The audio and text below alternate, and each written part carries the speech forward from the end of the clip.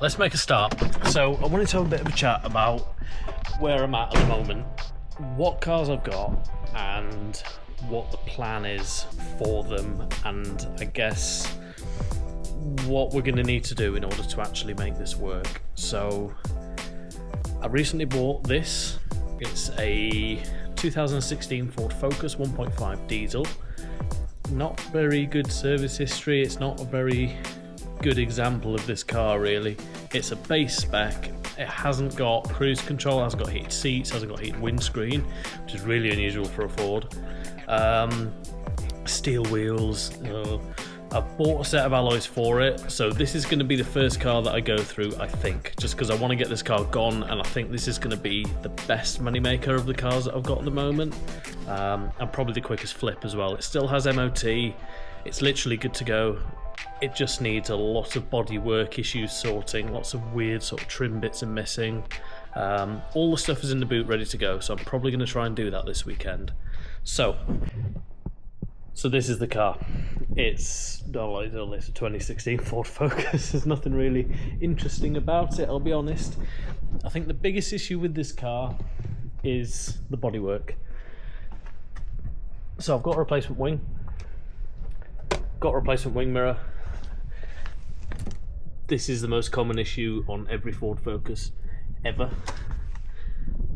That's really bad.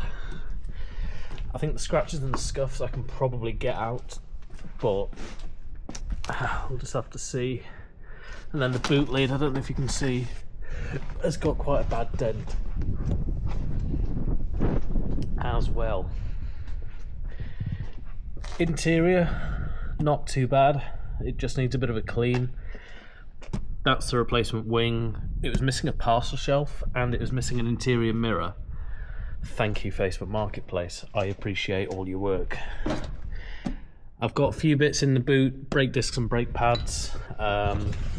So this car hopefully will be the first, I guess, proper step towards hopefully an Aston Martin, but we'll have to wait and see. So what else have we got? We've got this.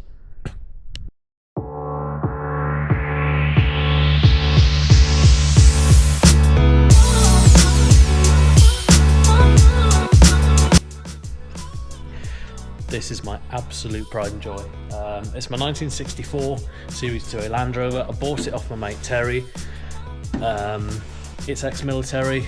It was what's called an FFR, which means it was like fitted for radio, so it would have had a load of radios in the back, and this was like the staple of the British Army in the 1960s.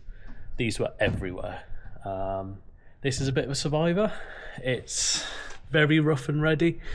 It's certainly had a life. And I adore it. It's like I say, it's my absolute pride and joy. It's leaky, it's rattly, it's noisy, it's slow, but it starts first turn of the key every single time. It drives great, always gets looks, always gets attention. But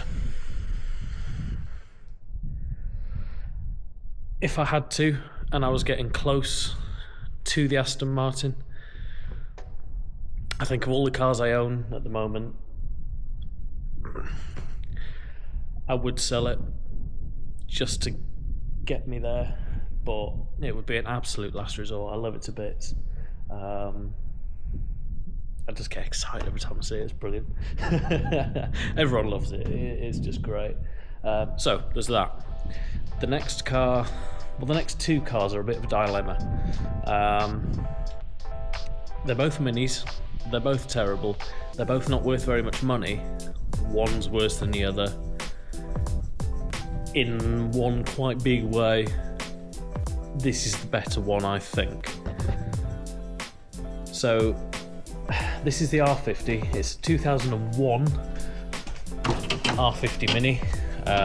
It's currently storage for the roof of the Land Rover because I want to keep it dry, so I've left it in there. The headlining, as you can see, is just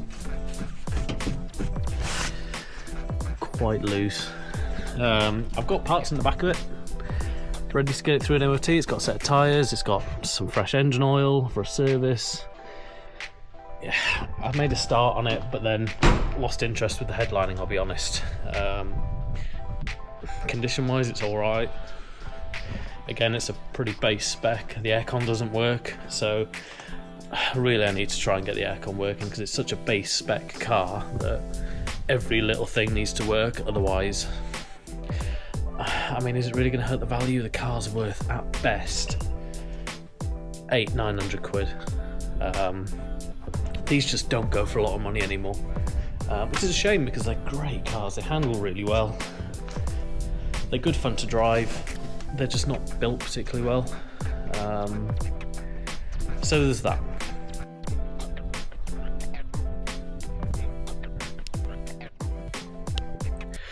This one, I'm going to be honest, I forgot about it for a little while.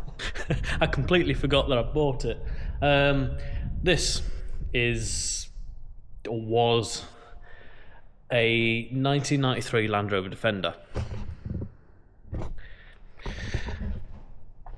As you can see, it hasn't got... It's really hard to talk about this one because I'm a bit of an idiot for buying it, but I've always wanted a Defender. I've always wanted a Project Defender. This came up dirt cheap. I really couldn't say no to this one, but it hasn't got an engine, hasn't got a gearbox, hasn't really got very much at all, I'll be honest.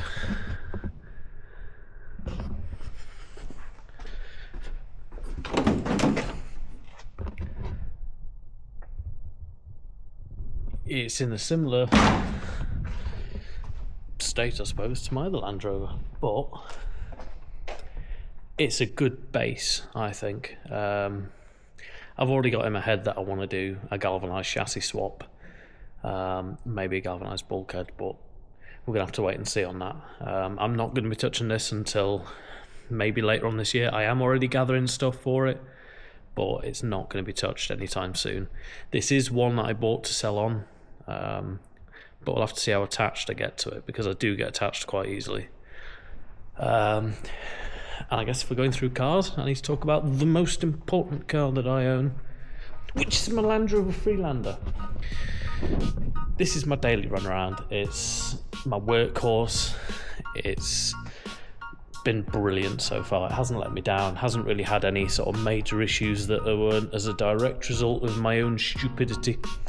It smashed the off-road course at Billing the other weekend and outshone Discoveries with 35-inch tyres and lift kits and Defenders and all sorts. It did everything they did.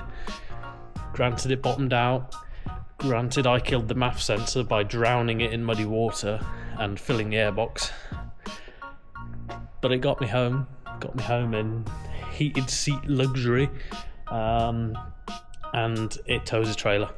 It tows a trailer up to 2 tons. And what more could I ask for from a daily run around? I had a Jag before this. I couldn't afford the Jag anymore. The amount of fuel that I was putting into that every week, I should have had shares in Shell. It was that bad. It was a 4-litre V8 and it just drunk fuel. But seriously, I cannot praise this enough. It's just, it drives really great. It doesn't wallow around like a lot of sort of bigger Land Rovers like the Discoveries. It's still got plenty of space in the back. Heated leather seats, fully electric. It's the HSE, so it's top spec. Heated windscreen, sunroofs, aircon, the lot. It's great. It ticks all of the boxes, and it was only £2,250. What? We'll talk about the next important, I guess, vehicle. Transport, motor vehicle transport is what this is. It's my trailer. It's a Brian James Clubman. I don't know how old it is.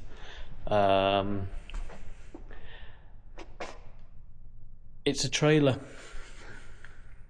Anyway, moving on. So, got my motorbike. That'll be for sale when I pass my bike test. So, that still counts. That will be something I'm selling. I guess the next one we need to talk about is the Next Mini. This one's worse in one quite big way. This car could potentially ruin everything. It needs an engine. If that engine costs me too much money, if it needs more parts, if it needs more money spending on it in any way, it will ruin everything. So this is it. It's a 2007 Mini Cooper. It's a pretty base spec car. It is nice, it is tidy, the body works great on it. Alloys, it is a Cooper, it's not a one. The battery died. So as you can see, I've had to leave the windows open and the key in the ignition. But nobody's going to steal this car. And nobody's going to steal this car because it doesn't start. I was messaged by the guy who owns the car. I've done some work on the car previously. I've done like wishbones on it. I've done discs and pads on the car. So I've done work on the car. I know this car. It had a misfire about a year ago. And we tried to replace the coil pack and we did spark plug, all the usual stuff. Didn't make a difference. I said, look, it's probably a cracked valve. It's quite common on these engines. The valves crack or something worse. So I said, look, I don't recommend using it. It's going to need an engine rebuild, at least the head off. Fine, that was it. That's the last I heard from him. A month ago, I got a message about this car saying that he's broken down the side of the road, the car won't start, and I've got to recover him. He was blocking the main road. It was quite bad actually. When I got there was queues of traffic, and yeah, it was a bit of a nightmare. It was a bit of a noise. This car, it just wouldn't start. It just wouldn't. It was turning over, so it turns over okay, but it just won't fire, not even on 3 cylinders. I thought maybe timing chain related, but I'm not too sure. I haven't taken it apart. I've got it on the trailer and I got it here. And as soon as I got it here, I pretty much just dumped it, forgot about it. I need to find an engine for it. I'm not even going to really investigate repairing this engine. I will take it apart just out of curiosity to see what went wrong, but I will just be putting another engine in it and selling it on. But until that happens, it's just going to have to sit here. At some point this week, I will be putting a battery on it, closing the windows, taking the key out, because it's been in this position for just over a month now. And that's just lazy. That's just lazy of me. The final car. The car I'm probably never going to sell. It's one of my dream cars. It's something I'd always wanted. And I was away with work, and I saw this come up on Facebook Marketplace, and I couldn't say no to this. I instantly fell in love with it. I'm happy with the price I paid for it, but I've just got to show you.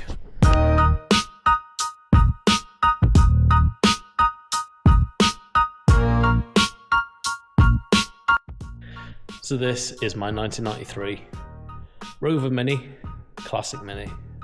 It's 1275. I just love this car. It is just so good. It drives well, it sounds good, it's nippy. Not fast, but it's nippy. I've got 45 Weber carb on it. I've changed the interior, so it's got black leather bucket seats. I've got a woodroom steering wheel just down there that I'm going to be fitting at some point soon. I ain't ever selling this, but I want to show it to you because I like it. There will be some videos on this car. There's a couple of bits I want to do to it. Fitting that steering wheel is one of them. Got a set of headlights to fit to it because the seal beam units that are on it at the moment, the main beam on the passenger side doesn't work. So I've got a set of Lucas P700s to go on there with some H4 halogen bulbs. And there's a couple of other little bits I just want to sort out on it more than anything. So yeah, there will be some content on this car.